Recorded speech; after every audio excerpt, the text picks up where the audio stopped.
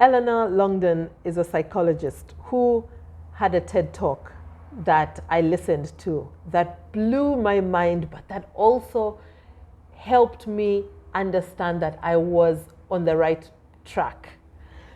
She talked about the video is called The Voices in My Head. Eleanor Longden is a psychologist who gave a TED talk about hearing voices, and it completely blew my mind.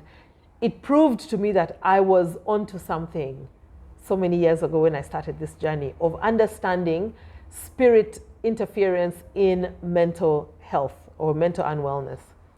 And this was at a time when I was really curious about the patients in the mental health facility and the things that they say they saw or they heard and things like that, that we were told were just auditory and visual hallucinations. She talks about hearing voices when she was in university. And she says the first mistake she made was to tell a friend. The second mistake she made, I think, was to tell the school counselor or the school psychologist. The third was when they took her to see a psychiatrist. Her voices, interestingly, were not speaking to her. Her voice, not voices, the voice in her head was speaking in third person. Basically, what that means is that the voice was talking about her to somebody else. So it would say, she has come home, she has had her dinner, or she is done with the phone call. Now, while she was concerned about the voice, because of course, hearing voices means you're sick, means you're mentally not okay, you're mad. But she told her friend who was in her concern, she was like, let's talk to a teacher, let's talk to whoever. And then eventually she's put on medication. But also by this time, there's a growing fear inside of her of what the hell is this entity that continues to talk around me. And I think over the years, she's taking medication. The voice that was very neutral, neither positive nor negative, starts to become negative and dark. And soon she has suicidal thoughts. And I think she even tried to commit suicide, I'm not too sure. But eventually, she knows that there is no help. She's on medication and for a very long time, but she's still wondering, how do I fix this? How do I fix myself? How do I manage this situation? And later, she has a breakthrough. And I was so keen on knowing what this breakthrough is, because I kept thinking to myself, I want to be able to help people, but I want to help them in a way that actually gives them back their lives and empowers them without having to depend on medication for the rest of their lives, especially because the medication had such horrible side effects that people find no joy in continuously taking the drugs. So she talks about an organization which was, interestingly, Hearing Voices International. And when she talked about the breakthrough that she had in just, first of all, finding a community where she's able to speak about what she's going through without being judged, I felt that living in a third world country, we did not have access to such support. I did not think then that there was even a way for me, Jerry, getting in touch with people like that and asking that we start, we support people in a third world country. This is America. And so, while I felt hopeless, I was glad that there was a solution. And she then decided to go and study psychology and understand what was happening so that she can help others. Guess what? She managed to get a hold of her faculties again. The voices never went away. In fact, she said for a moment she took medication and her voices completely stopped.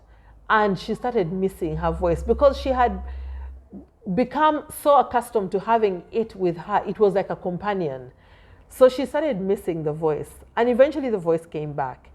Now, she has such a beautiful relationship with her voice that she says during her exams, when she was doing her psychology degree exams, when she was sitting, she actually would consult her voice for answers and get them.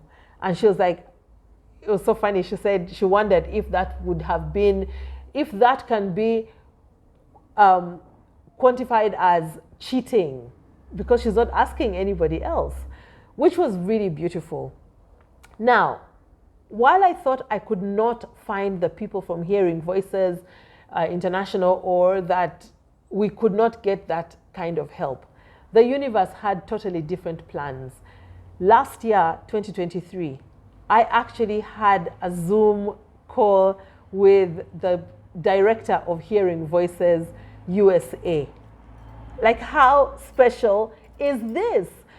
We were talking about mental unwellness from a different perspective than is really driven by mainstream. I don't know if I should call it mainstream medicine or health, but seeing the power in what people carry as a mental health disorder. From my own perspective, you cannot be broken simply because you have abilities that are beyond what we ordinary people can comprehend. If you're able to hear voices, what is that? That means you have a power that I don't. You have an ability beyond what I have. For you to be able to hear what I cannot hear, to hear a voice that is talking about things that I cannot hear, that means you have a power over me. And the challenge is that people are trying to dumb down that power or that gift, and that's where the conflict is. When I spoke to the gentleman from Hearing Voices, he also said that when he started learning to take charge of his situation and with the voices and all, he would tell it not to show up at certain places. So he learned that he can actually say, do not come out today. You are not welcome. You are not supposed to say anything.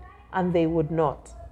So once he learned to do that, he was then able to do so many other things. And he said, now I have this job, and actually when I have to make big decisions in my life, I consult the voices.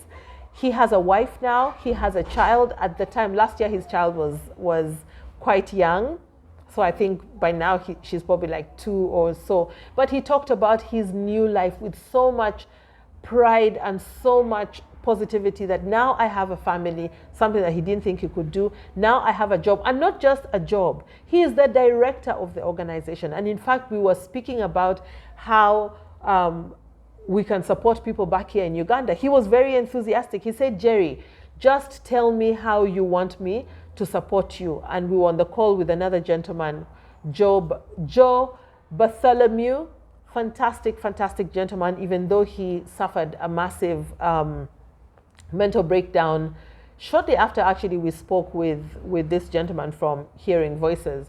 But he just kept saying, Jerry, how do you want me to help? You know, we could set up a Hearing Voices in Uganda, which I would like us to set up. But at the time we spoke, all the information I was getting was so much that I did not know. There were so many things I wanted to do that I did not know what to start with or how, because he kept saying, tell me how you want me to help you. Now I know, and I will get back to him. But I just wanted to say that the voices are actually there. Of all the people who hear voices, 40% live in perfect harmony with their voices. But one thing that I've also learned is that by the time a voice goes from being neutral to being negative, there is an event that triggers that. Maybe someone has been sick, has physical sickness, someone has gone through a life-changing experience that has been negative for them, a loss of a job, a death of a loved one. They have moved house, like they've gone from where they lived for a long time to another house, and they've somehow struggled to settle or find their footing in that new area. Maybe they've shifted countries and things like that. So a big change in their life. that they have not acclimatized themselves to properly has changed their voices from neutral or positive to negative. And I will speak about that.